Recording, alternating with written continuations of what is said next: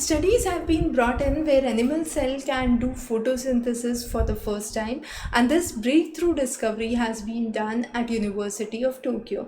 Now the interesting aspect of this study is every organism which is living would consume some sort of plant-based consumption, right? So when there is plant-based cells which are going into the body, then those plant cells are entering into human body, and this is in the form of one of the elements of plant which causes the photosynthesis, and that is the part of the cell which is chloroplast. Now this study simply focuses on restoring that chloroplast into a living organism. So the first thing is the chloroplast actually cannot survive in very warm atmosphere. So human temperature somewhere at around 37 degrees Celsius is relatively higher than the temperature of most of the plant chloroplasts that can be there.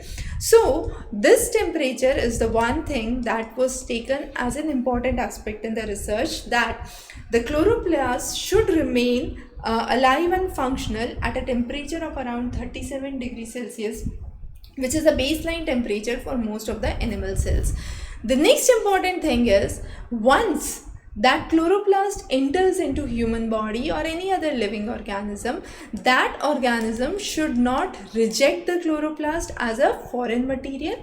And the third important concern is, once it is being accepted, it should be accepted for at least 2 days, and that would give you initial enough time for the reaction of photosynthesis to take place in an animal cell.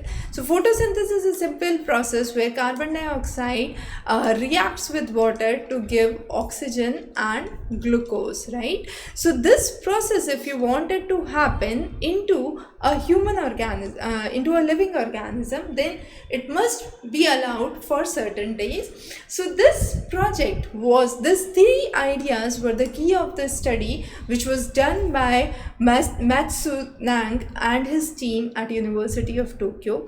The idea was to actually culture lab-grown meat, and this lab-grown meat, if it is cultured, would bring in revolutionary breakthrough researches, because then you would have a very significant dependence on the poultry and the animal husbandry which is being done artificially, and this could be used even for medical purposes, for ensuring oxygen delivery to closely packed cells. Now it's very important that when cells are in a multi-layer, then the interior mass of the cell would not get enough oxygen, and the increase in the size would not be possible. So when you are embedding chloroplast in these cell cultures, what would happen? They would have their enough oxygen when they are exposed to light, and as a result they would be able to do cell division and growth. So inner cells which were previously not able to regenerate would now be able to regenerate and grow because they are getting enough oxygen,